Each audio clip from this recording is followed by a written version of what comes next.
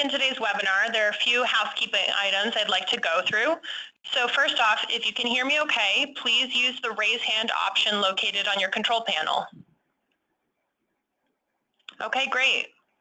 There will be a recording of the webinar shared via email within 48 hours. And also at the conclusion today, there will be a short survey that pops up on your screen. If you don't have the time to complete it now, the survey will also be shared in your follow-up email. Throughout the webinar, we'll be conducting 3 polls. When prompted, please choose the best answer to the question you will see on your screen. And lastly, if you have a question during the webinar, please use the questions portion of your control panel to submit, and we will answer all the questions we have time for at the end of the webinar. So again, thank you for joining us today for Beyond Information Literacy, 10 Ways to Engage with Your First-Year Students. In the 21st century, academic librarians need to think of creative ways to promote library services and resources to their students, particularly first-year students and faculty who teach them. Ray and Kate will cover 10 activities that you can take back to your first-year programs and share their experiences and best practices in outreach services. So I'd now like to introduce Raymond Pun, first-year student success librarian at California State University, Fresno, and Katelyn Angell, assistant professor and first-year success librarian at Long Island University, Brooklyn. Take it away, guys. Thank you, Olga. Hi, everyone. Thanks for joining this webinar. Really appreciate all of you being here right now, and also for those who will be watching the recorded version. Really want to extend our thanks to Credo for sponsoring this webinar, and hopefully you'll be able to take back some of the activities to your own workplace. Really, I just want to add that it's not necessarily we are skipping information literacy. They're actually in tandem and in connection with it. It's more about looking at how we can support student retention, success, and persistence, these very important factors that are determining how we support the academic communities using a lot of resources that are out there. So thinking about curricular integrated programs and engagements, and you'll hear from all of us what we've been doing. And so I just want to mention from my own experiences, I was a public librarian, and having worked at a public library, all of these experiences really have been helpful. So again, I'm Raymond Pun, first-year student success librarian at Fresno State. I support first-year students with their information literacy, research, and student engagement needs. And hi, everybody. I'm Katelyn Angell. I'm the first-year success librarian at LIU-Brooklyn, and I have identically the same role as Ray, it seems. Yeah, except we're 2 states apart, left and right coast. And what's interesting, true. Yeah, what's also interesting is that we will be mentioning 10 activities that not necessarily like 10. There's actually a little bit more to that, and for both of us, we've implemented most of them. But some of the other ones are some ideas I found, and I've seen other people do it, and we'll be sharing that, and hopefully you'll be able to take back and try it on your own. And of course, this is obviously we're designing geared towards first year. However, any of these activities, you can actually shape it up and change it to other student groups. It could be your international students, your graduate students, any other student groups you have that you work with, or you can share with your colleagues. So we'd like to start with this question. Just feel free to type it in the chat box. Where in the world are you? We're assuming a lot of people are probably in the US and Canada, but it'd be nice to see where exactly are you.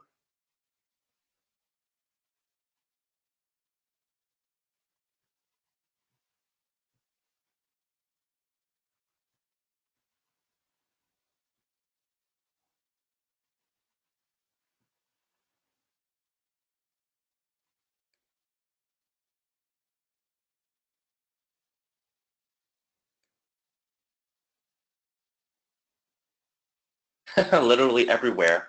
Yeah, that's good to know. Some in Canada, like we were thinking.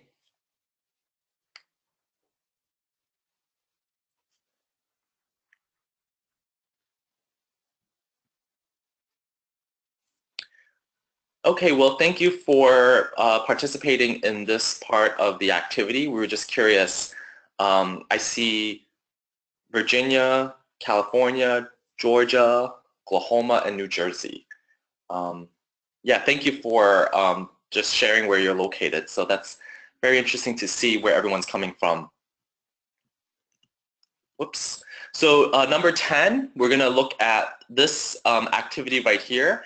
It's the first year reading collection. So this is something that we are talking about at my university, about creating a space for the first year students to access reading materials.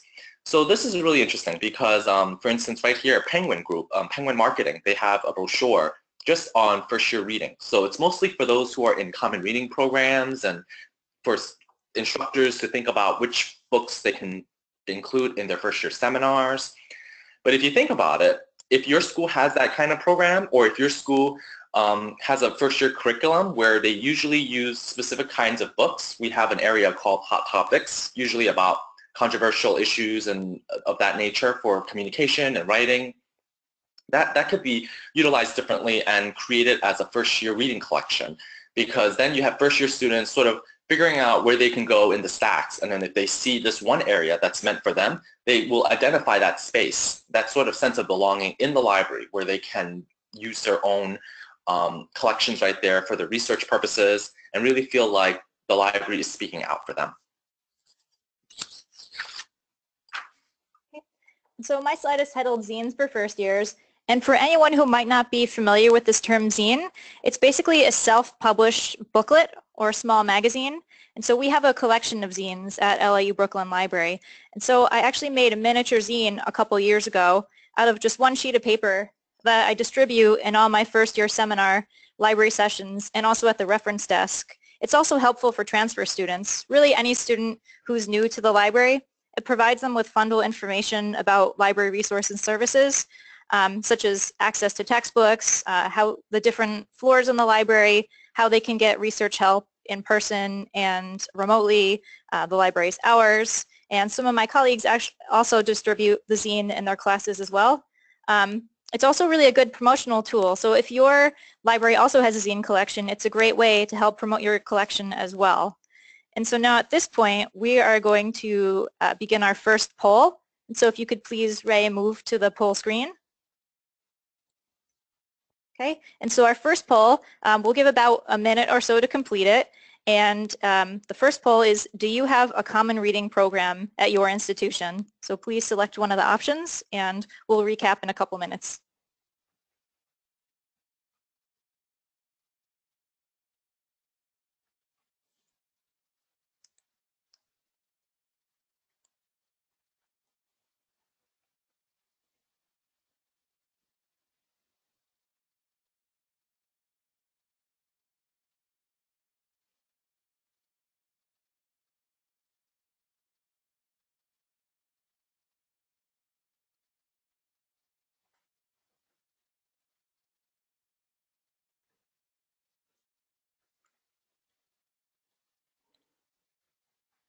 Wow, it seems like there are 60% that do not have common reading program and 27%, okay, so a quarter of the attendees have a common reading program.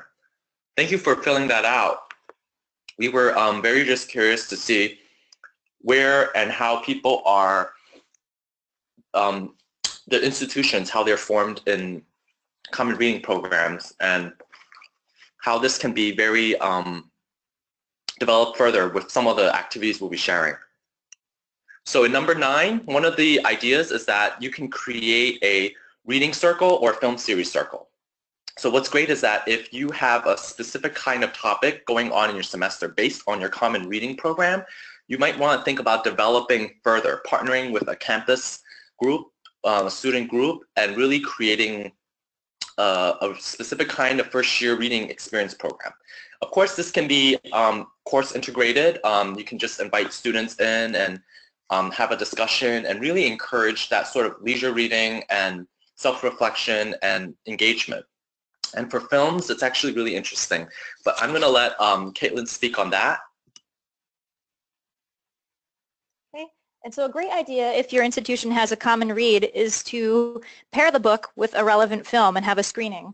And so this is an example of a project I worked on at LIU-Brooklyn. The media librarian and I last year organized a film screening in a campus movie theater for first-year students that connected directly to the themes of that year's common read, which is called The Good Food Revolution. We partnered it with a relevant film called Brooklyn Farmer, which dealt with similar themes, urban farming and sustainability, within our own community. So next year, our common read is Ta-Nehisi Coates' book, Between the World and Me, and we'll plan to organize a similar event. If you organize an event like this, I would really recommend partnering with student services and support departments and also first-year instructors to both advertise these events and also for helping to recruit student attendees. My goal would be to make attendance at the screening mandatory for students enrolled in first-year seminar, although this is definitely difficult to accomplish because of student schedules, but definitely this partnership is critical to the success of such an initiative. Hey, Kate, do you give out food or popcorn in these events? It's a great idea. We did not, there is not food in the theater that we used, but that would be a great idea were we to choose a different location in the future. That's very cool. So number 8, this is something we've been trying to develop further at the institution where I work at, but I see that a lot of places, they do have this kind of innovation where they create a first-year experience journal. So these are sort of like DIY scholarly journals or very informal ways within your university created and run by students. So if you think about it, like if you have first-year students who are really ambitious and motivated to have their names in a journal, you can definitely think about using your institutional repository to be the back end and then really work on a website, maybe using WordPress or something like that, and then registering with an ISSN, making it more a little official. And these are some examples here from CUNY John Jay and Butler Journal of Undergraduate, Butler University. And these are really cool ways to showcase your students and their work. You can solicit calls, especially those who are writing papers. We know there are a lot of first-year writing classes out there that all of us support with information literacy. But there's also communication studies and some other general ed requirements where students have to write papers in their first year. So it'd be nice to see a variety of mixtures, and you can even focus on different themes and topics, maybe on diversity, maybe on global learning, maybe on their own experiences in the campus, and then share that with incoming students so that they can see and get an idea of what it's like before they transition to the academic life. So number 7, this is Kate's project. Yes, and so I can talk about this. So last year I created a LibGuide with a coworker of mine in the library that provides students with a bounty of resources on grants and scholarships on both the national and local level. It's available to all undergrad and graduate students, but I think it's especially helpful to first-year students as they still have at least 3 years of college remaining. The students meet with the career coach at the campus's Student Success Department, and here they can receive guidance and advice on selecting and applying to scholarships related to their backgrounds and academic interests. Some of the categories on the guide including various college majors, scholarships for military personnel and veterans, multicultural scholarships, etc. And I do a major update of the guide twice per year to ensure that the scholarship still exists and also to update deadlines. Also constantly on the hunt for new opportunities to add. And so I think that this could be a great idea. Once again, you could partner with a student success or support department on campus and help students connect them with these opportunities that they could have to get some help with their college funding. Okay, you can change the slide, please, Ray. So that dovetails really nicely about funding for students, because we know that there's a lot of lack of funds for them to go through school sometimes, and there are ways to think about recognizing students and their work, and this came from Duke University where they have Department of English. However, this is not related to libraries, but if you think about it, the library can play a big role in sponsoring some of these contests. For instance, there's one we're trying to do for our first year writing class where people can submit their papers, and then there will be a panel of judges, and we'll think about and assess how the students have cited and utilized library resources into their papers. And so this is one way to really encourage achievement and research and library work in terms of where the first year writing program is developing. And so Duke University has one, as you see, but this is from the English department. But I know that University of California, Berkeley, they have a library-sponsored award for undergraduate essays.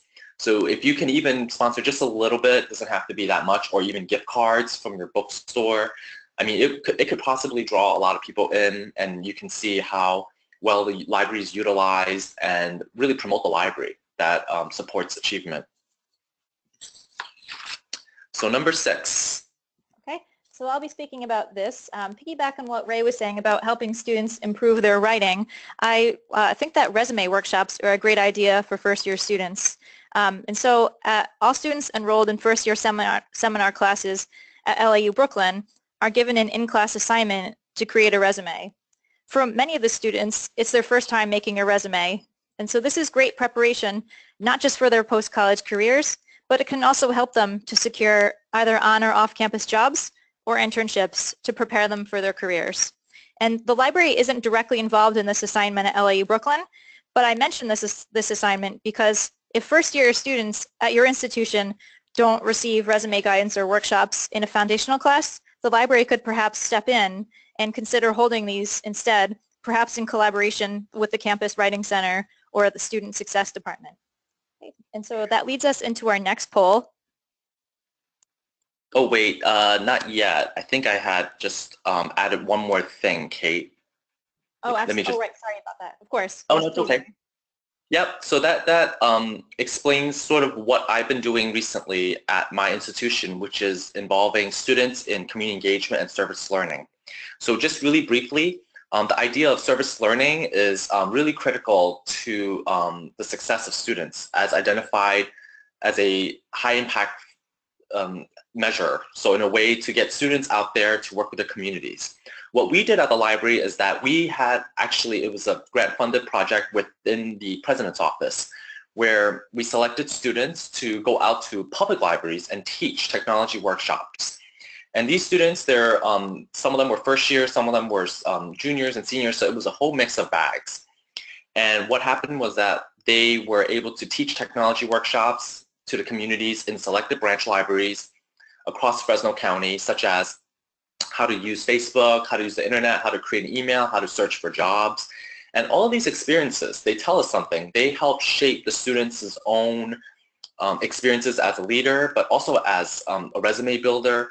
So it's a way to involve them in the community, but also develop themselves professionally. So it's a really good way to think about how the library, where you are, can work with maybe a public library and engage with them and have students go out there and do some programs. It doesn't have to be technology related. We just chose that to be the focus because all of our students are pretty much tech savvy, but if you have students who are interested in doing some children's programs, story time, literacy program with immigrants, communities, or any of that sort of work, this could be a good way the library can mediate these kinds of community service opportunities and help students develop getting community service hours, but also their own professional development. So now we have a second poll right here. Have you produced a podcast? So we're curious to hear if you have done that.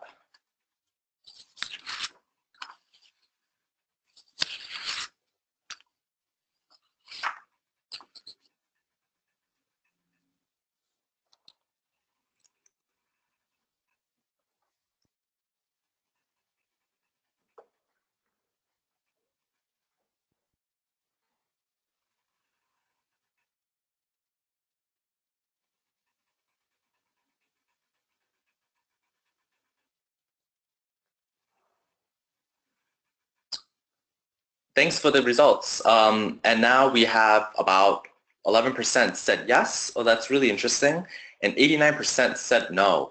And so what this tells us is that we'll probably share more information about our next point, which is actually hitting to number 5, and it is looking at digital storytelling or podcast series.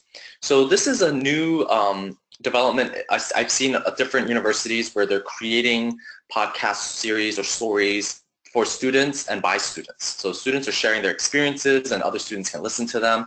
This is, I think, mostly impactful for those who are in commuter colleges, because then you have students driving and listening. They can possibly hear some of the students and their experiences, maybe tips and tricks. It might work really well in the beginning. But it all ties into this other idea of digital storytelling, and I think that has a lot of potential to help with students sharing their experiences. They're being interviewed, and then you post them online, and then these kinds of stories can be looked as very valuable content for assessment purposes. Are you trying to identify how students are adjusting to the campus life, or are they succeeding and what's not working, and then start getting some ideas of what the library can do to improve that. And of course, the library can be the main sponsor or having the technology to support it with the equipment loaning as well as the server parts. Kate, did you want to add something to this? So at this point, I haven't participated in any podcasts myself, but our media librarian is actually just beginning to do podcasts. And so speaking about first-year students would be something I'd be very interested in, as well as promoting our special collections, such as the zine collection, which I had mentioned earlier. The possibility for podcasts, as Ray described, are just endless. And I think it's especially a great idea, which I hadn't thought about, Ray, was that students can listen to these on their commute to and from the school. And now that we have Wi-Fi in the New York City subways, students can listen to them on the platforms when they wait for the train too. Oh wow, that's really good to know. I had no idea now they have Wi-Fi throughout the subways. Yes, so now you can send emails and listen to podcasts when you're waiting for your train. And what's interesting is that I've seen a lot of other librarians, not necessarily just first year, they've integrated this whole idea of podcasts with other classes, like anthropology, for those doing sort of ethnographic work, and the multimedia, media studies, as Kate was describing, into the courses. So working closely with the professors to have students develop a podcast series. So if you work with, let's say, a media studies class and they're interested in developing a podcast, you can have them create a series just for first-year students. Like, this could be a separate project and have everybody share their experiences as a first-year student, so that all of those can be recorded and collected and then shared to actual first-year students when they come in. So you have the perspectives from, you know, this class and their first-year experience. So we have number 4 right here. We are heading more than halfway down to our list. Number 4 is a really exciting idea that I think a lot of people have been doing, but if you haven't, it's something you want to consider. And I'm going to let Kate speak on this first. Okay. And so for first-year student library advisory groups, I believe it's essential for librarians to be represented on campus committees focusing on the needs and experiences of first-year students, particularly first-year experience in success libraries. So I'm going to tell you a little bit about some committees that I've served on this topic. I currently serve on 2 committees related to FYS. One is the Common Read Committee, and it's composed of faculty and staff, and it facilitates the selection of each year's Common Read. So what we do is we narrow the possibilities to a short list of 3 books. I'm not sure what the process is like as your institution. I'd be interested in hearing that later in the Q&A. But this list is then sent, and the book with the most votes wins and is selected as the Common Read. My other committee is the First Year Seminar Steering Committee, and it's composed of faculty and staff. And we partner to guide the university's mandatory 1-credit class for first-year seminars, which they all generally take in their first semester of college. And our tasks include determining and refining the course's descriptives and objectives, but the library and information literacy component, writing assignments, instructor training and development, etc. So if your institution has similar committees and you'd like to join, definitely don't hesitate to ask. I've had great results just by volunteering my time and experiences to become involved with the committee. If your institution doesn't have one, feel free to try to start one. You know, find other interested parties on campus, people that you think that you would be able to have some key objectives in common, and you can try to start one yourselves, because it's really a great way to help guide the student learning outcomes for all first years on a multi-department level. Thanks, Kate. So you can... Great. I was just going to add that for us at Fresno State, I organize our first year library advisory group. So it's made up of students, and what they do is they give me feedback on what works and what doesn't work in the library. And what's interesting is that this isn't just a focus group that you meet once a month for like an hour. It's really a accountability group, because a lot of first year students, they, at least in my institution, they struggle just like yours, and they don't know where to begin. And with this group, obviously they get a little more special treatment because they get to meet and then really hear and utilize library resources differently. And so the ones I selected are the ones that are in special programs, the students that don't maybe know much about the library or typically don't go, right? And so what we do is we do some sort of activities whenever we meet, just once a month for like an hour. And for instance, one of the things we've done is concept mapping or a ethnomapping activity. So what I have students do is I have them in the beginning draw a map of the library. And then the map of the library indicates how much they know and don't know. And that's okay, because when I find out that the map is really detailed, I really ask them, do you spend a lot of time in the library? And then they usually say, yes, I do. I basically live here. But when they don't draw in detail, I ask them, oh, do you study somewhere else? And then they might say, yes, I study somewhere else, and I have another job, so I don't usually get a chance to go to the library. And then you get to hear like their experiences differently. Then you get to know who your students are and how much they're juggling. And then it gets really developing the connection stronger with your students, and then eventually they move on and become sophomores. But what's great is that you get to develop ideas to support students who may not even come to the library further. Then you're able to ask them questions about it. Well, what can the library do to help you with your research or activities or curriculum needs? And then they'll say something like, well, I think I didn't know that there are databases you can access from home. So they always thought that you have to be at the library to access it because they're used to using books. They have to get it in person, and so they thought the databases work the same way. But actually, then you enlighten them, and then you have conversations, and other students kind of jump in, and then they share their experiences. And we've had about 6 students joining, and it's voluntary basis. Even though there might be some snacks and stuff for them to come in, incentives, but I think they really feel a sense of community when they come to this group, especially when we just wrapped up our last meeting in April.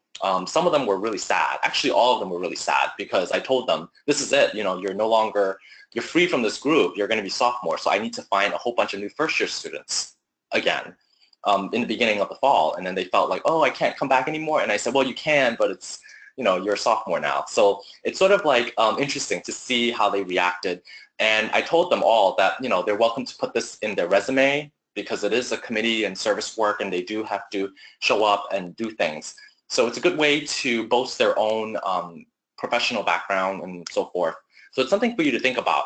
And it's really easy. You can just assemble a team together. You don't really need to have it really formalized like other committees, as Kate probably was describing. But this is something that I've been doing, and it works really well from my contacts.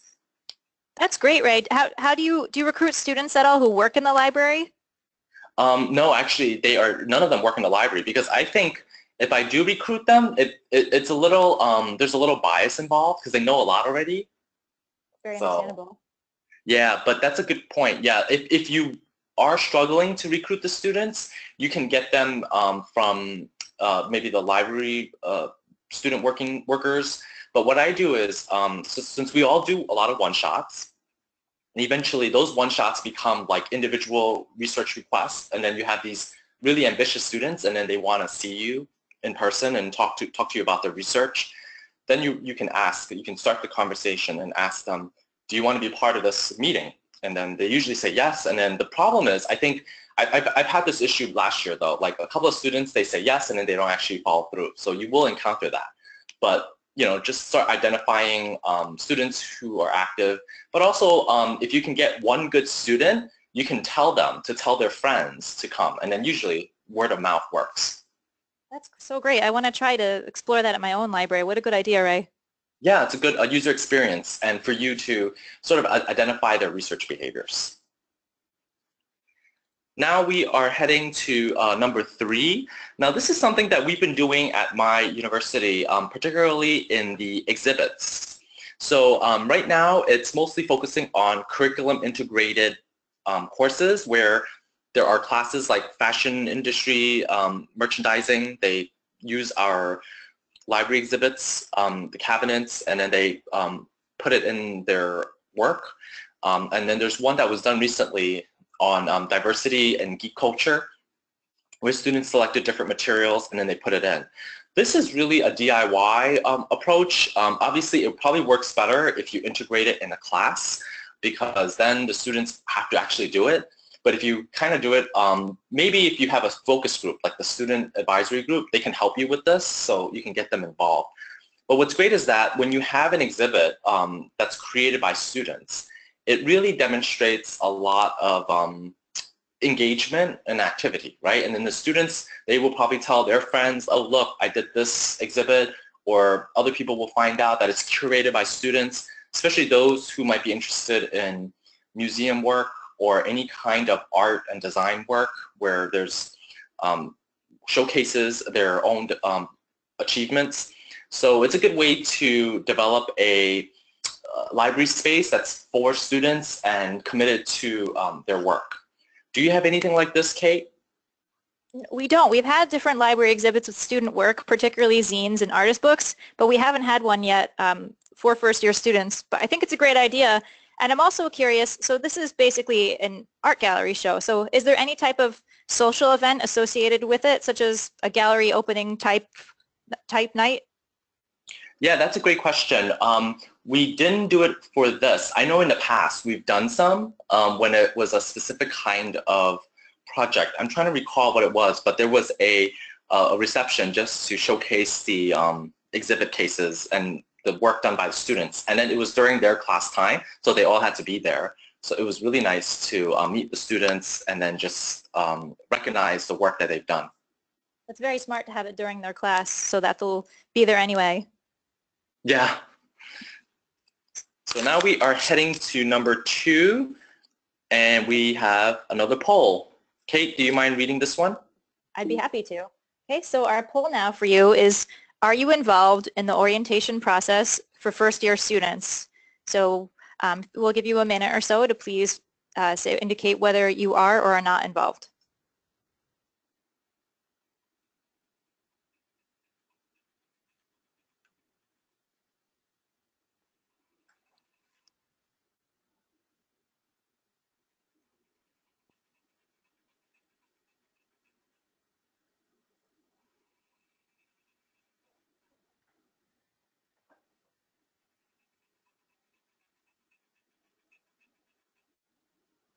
Okay, so we have about 63%, so nearly 2/3 of participants are involved. I'd be so interested to hear how you're involved in the types of orientations that you do. That would be fascinating for me to hear about. So it's about 2/3.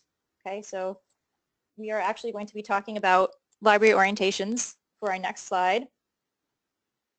Okay, and so I'm going to begin with an activity that I do with first-year students called the Amazing Library Race.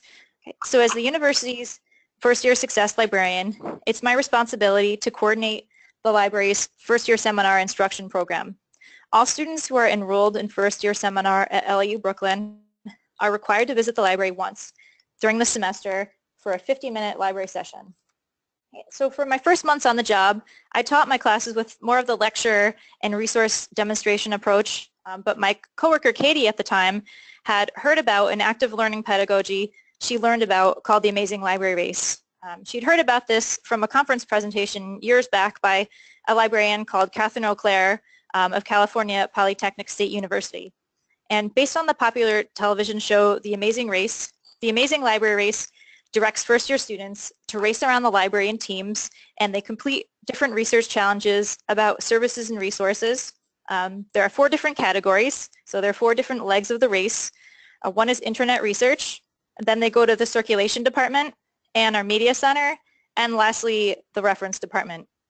And so some of these activities include, they write a haiku about printing, so where they would go to print, and you can see on the screen, here's a sample haiku that a student wrote.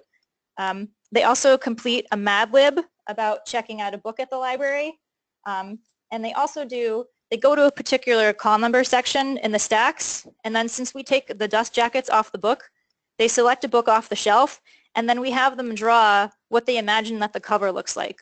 So here on your screen you'll see a book called The Socratic Presence, and so that is some original student artwork, and that's how they imagined this book would look like. And so since it debuted in 2012, at least a couple thousands of students have participated. In addition to adapting and implementing this at LIU-Brooklyn, we've also developed a couple of rubrics to assess the race as well for its instructional effectiveness. And it's exciting to teach with, and it's well received by students and faculty alike. So it's a good way to incorporate some active learning and also some teams-based learning into your instruction. A number of my colleagues teach with it as well. We've done team teaching with it too. So if this is something that might be interesting to you that you'd like to learn about, you can feel free to ask about it in the Q&A part, or you'd also be welcome to email me about that. Okay.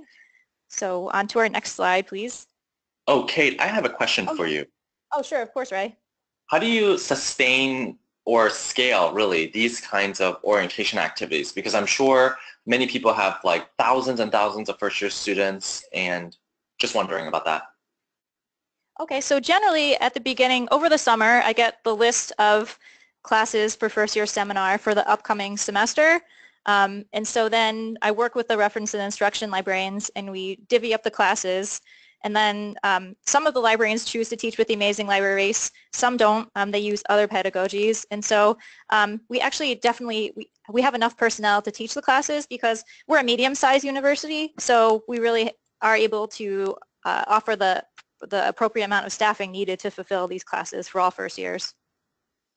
Oh, that's really great to know. Okay, so you work with colleagues a lot to ensure that this is developed.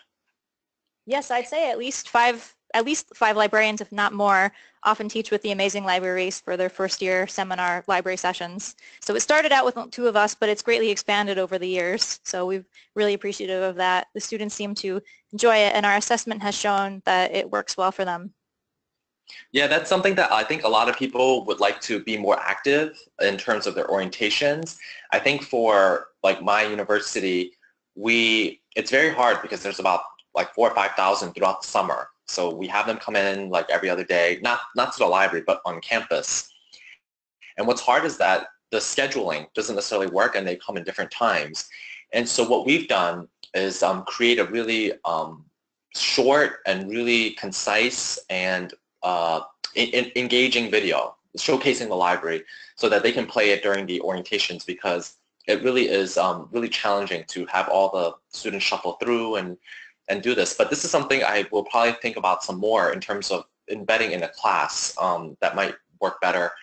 And so for the rest of us, I'm sure that in order to engage all your students through orientations, you might be setting up something similar to what Kate is describing, or you might have to set up a welcome desk or welcome table on your first week of school, first 2 weeks maybe, and then have giveaways and stuff like that. That usually is just a good, very low tech engagement. But if you wanted something more highly designed, interactive, there are a lot of orientation activities that I guess can be modified or adapted into a gamification process to make it more exciting and lively. So things to think about. Just one more thing. I just want to emphasize the importance of partnerships within an activity like this. So for example, we work closely with both the media department and the circulation department at LIU-Brooklyn to ensure that the Amazing Library Race can go seamlessly. And so it's so important to constantly dialogue with your colleagues and discuss these types of programming with them, to get buy-in and support. And it's been great for us, but I just think that's something very key worth mentioning. Yeah, that's a great point. The partnership, and also you had said something really interesting too, the assessment part. And I know you've written a paper on this, and so I've seen the assessment part, and it's really interesting to see how you actually see students and then their learning achievements being defined through this program. Yes, definitely. It's very rewarding. So we are finally heading to the last one, but that doesn't necessarily mean these are the only ones we do, or if there are other ones not included. There are so many other activities out there. We just thought that these were, I guess, the top sort of 10 things that we would like to consider and see other people sort of hear about it and then take it back to their institutions, because I think they're good ways to engage with students and not necessarily identifying ways to, embed ourselves and do one-shots. I mean, that's something we're all talking about. I think this is more of a programmatic approach for those who are in first years and developing student engagement outreach strategies and activities, working with different key partners. So a lot of the activities we described are in collaborations with one or more groups outside of the library or within the library. So it's something for you to think about. As Kate stressed, partnership is very important for some of these activities, particularly the Amazing Library Race. So now this last one is not necessarily new for most of you, but I do want to give it a little spin because it is a little bit a different take, and I just use this as an example, but then I'll explain the whole novel approach. So we have right here, I'm going to give a shout out to Loyola Marymount University in Los Angeles, some of the great colleagues down there doing great stuff. They have set up a LibGuide, obviously for first year students to use the tutorials and develop information literacy skills and how to find library resources. But if you think about it, and this is something interesting. The LibGuides are obviously a center for resource sharing, right, and just information sharing.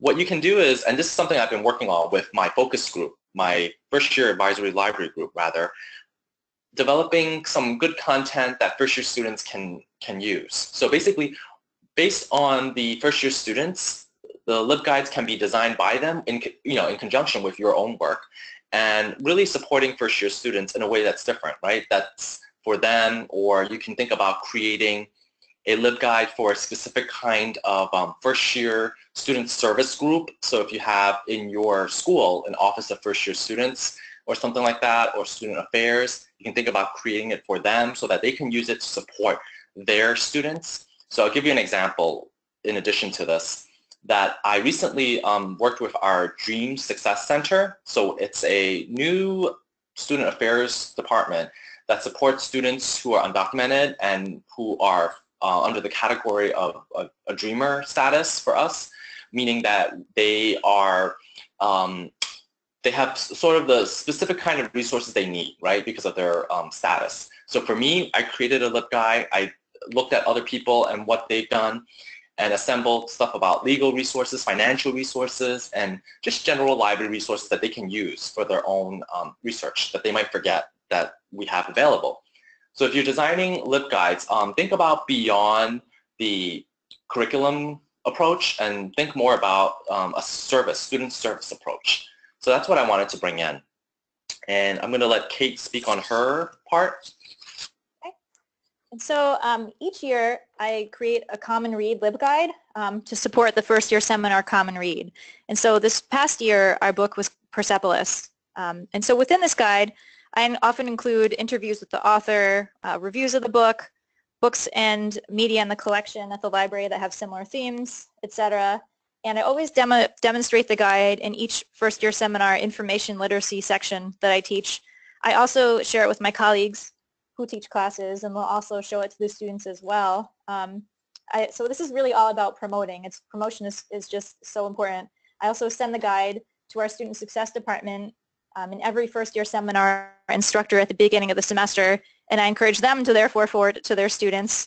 And so my hope here is that the guide can assist students both in their assignments for the class, such as reflective writing that they do connected to the book, because at that point they haven't yet started writing research papers, so it's much more about reflective writing. And also I make this guide to help broaden their interest in both the book and its themes.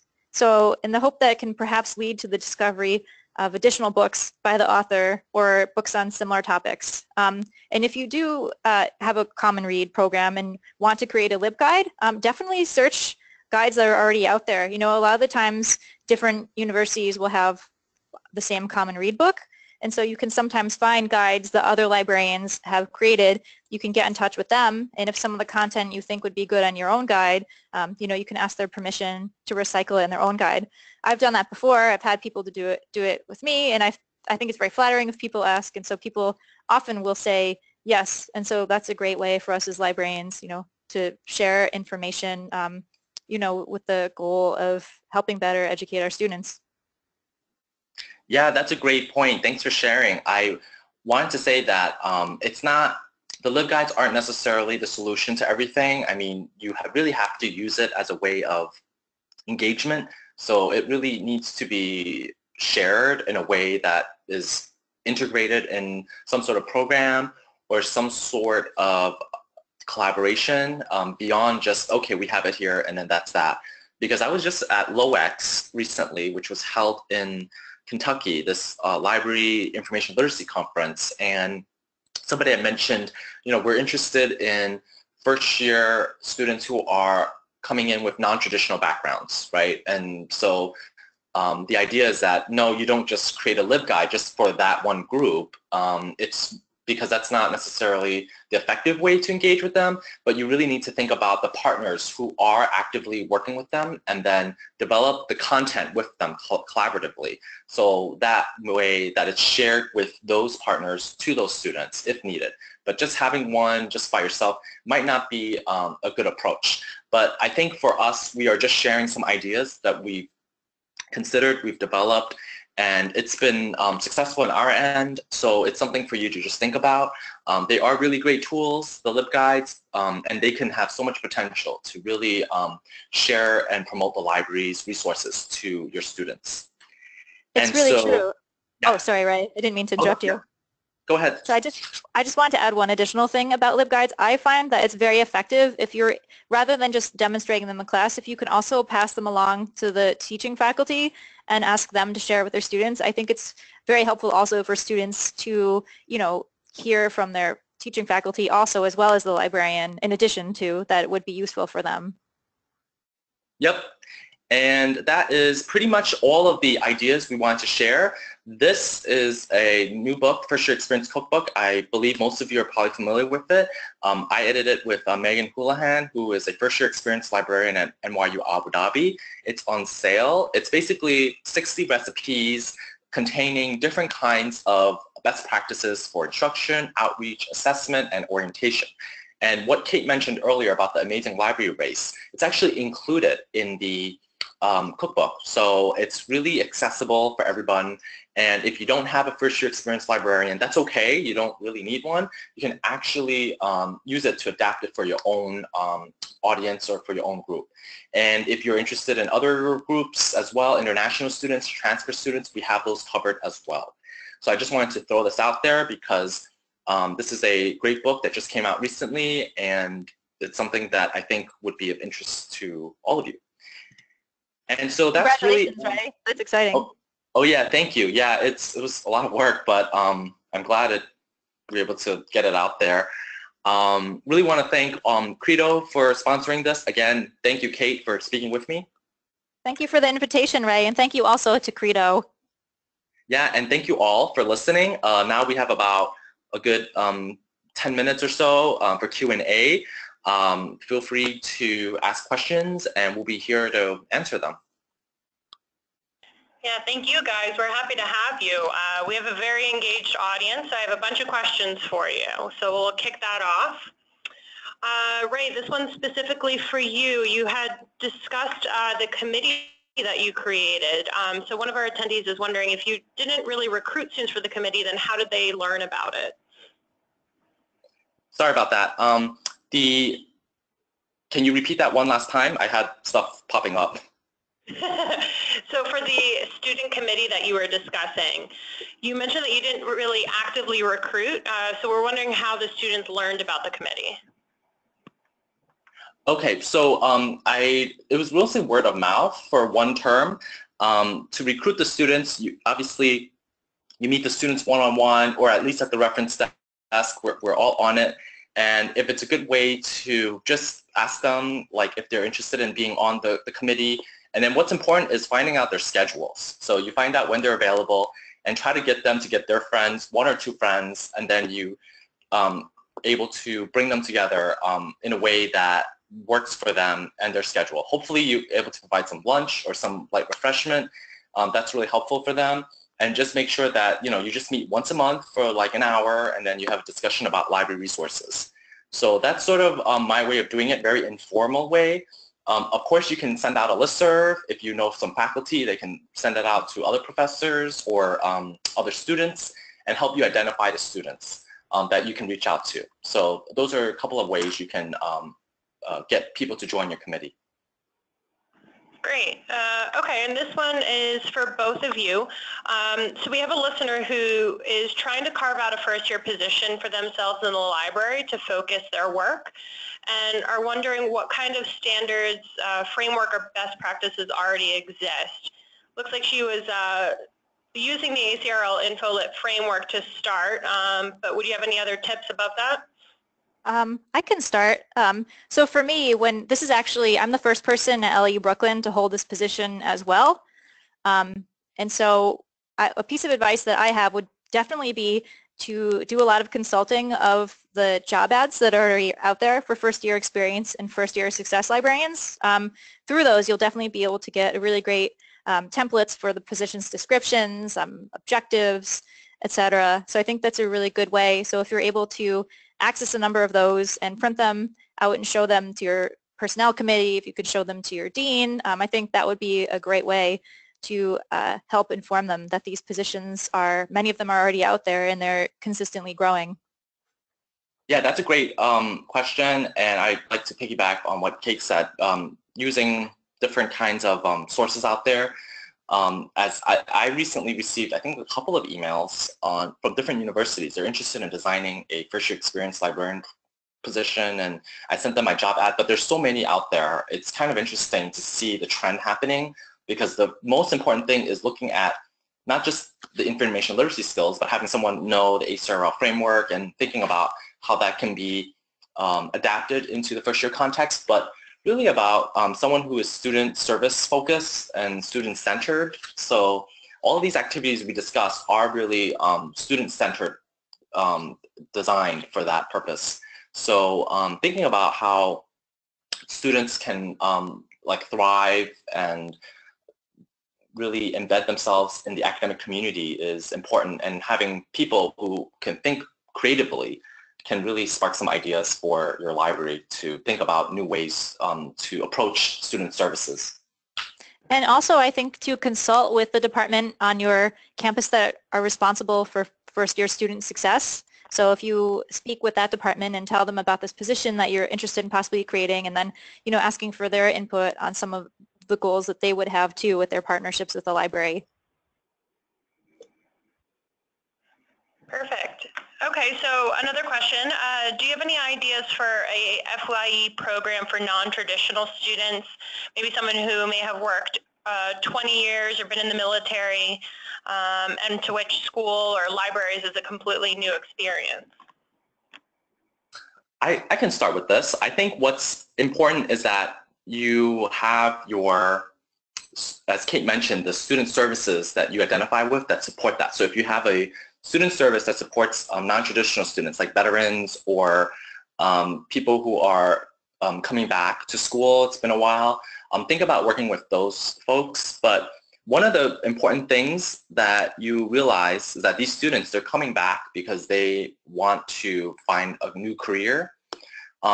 You can work with the Career Center, which I think Kate mentioned a little bit in the resume workshop she does in one of the slides previously. But for what I do, I work closely with the Career Center, and we have specific events and programs. Well, they really do it, and then I show up for students who are looking to change careers, coming back to school, and it's geared towards their needs. And what the library does is we're here to support their career research needs, right? Because they're coming back with one goal in mind, to really like get a new job or possibly new career and so forth. And so obviously you can have specific kind of orientations for them. I know for us, we have an exhibit last year on Veterans Week created by and in conjunction with veterans. So that was really neat because we have student veterans, a lot of them, just like many of your campuses, I'm sure, and it was a way to engage with them, and then a lot of them showed up and they felt really good about the library because we have an exhibit devoted to their service. So there are a lot of ways what we described can be adapted. You just have to really think about the key partners out there. Great. Thank you. And Kate, this is a question for you. We actually had a couple of attendees that were really intrigued by the library race. Is there a website perhaps for it, or anywhere they could see some more information? Yes, absolutely. Well, if they Google my name and then Amazing Library Race, they'll be able to find a couple slideshows that I've given at conferences on the Amazing Library Race. Additionally, they could email me if they'd like documentation. And I've also co-published 2 papers on the Amazing Library Race, which really details both the creation of the race and the implementation, and then the second paper details more the assessment piece of it. So one is from college and undergraduate libraries from 2016, and then the other is from the Journal of Information Literacy, and that's from 2015. So those I had written with my coworkers Eamon Toole and Katie Boss. So either of those, but if the people are more than welcome if they'd like to email me directly too to ask about it. Yeah, like I was saying earlier, this is really interesting. There's also a recipe in the cookbook. I believe it's in the orientation section, and I believe it might be in an open access repository too, but feel free to reach out to me, and then I could put you in touch with Katelyn, right? It's Katelyn, I think, who designed it from Cal Poly. Oh, Katelyn O'Clair, right. Okay. And the Journal of Information Literacy is actually open access, so anyone is, you don't need any sort of permissions to access that article in the Amazing Library Race. And Kate, can you confirm again, what was the name of the 2016 journal? So that's college and undergraduate libraries. Okay, perfect. And that's with myself and then Catherine Boss. Yeah, we could probably send those resources to your to you, Olga, and then we can send it out to the attendees. Maybe that might be helpful. That would be fantastic, absolutely. So we'll send that out in the follow-up email. Okay, a couple more quick questions. So early on, I think it was Ray that you discussed film screenings. Do you ever have issues with public performance for the film screenings, or is a PP license obtained in advance? Oh, okay, so yeah, that was actually, oh, sorry. Oh, yeah, go ahead. Go ahead. Oh, sure. So actually, I spoke more about film screenings, which is why I jumped to answer this question. And so I haven't done many of them, but the great thing for me, I was very fortunate because we have a media librarian at LIU-Brooklyn, and so she is she's very knowledgeable about the different types of rights, like which films we can screen in a public performance, which ones we can't. So if you do have a librarian at your library responsible for media or for copyright, I think it's a great idea to partner with them. So the media librarian, Rachel, and I have partnered on all of these film screenings, and she's taken care of that piece of it. Perfect. All right, well, it looks like we've just come up on time. So as both Ray and Kate have mentioned, please do feel free to email them with any questions. You also can respond back once you get the follow-up email from Credo with any questions that either we can share with Ray and Kate or help answer as well. And if you liked this webinar and would like to join another one, we do have one coming up on June 7th. It's for the Librarian as Scholar Developing Your Research Interests and is presented by the winner of the 2017 RUSA Isidore Mudge Award. So I would encourage you to follow that link to register, and we hope to see you then. Thank you very much for your attention today, and we hope you enjoyed it.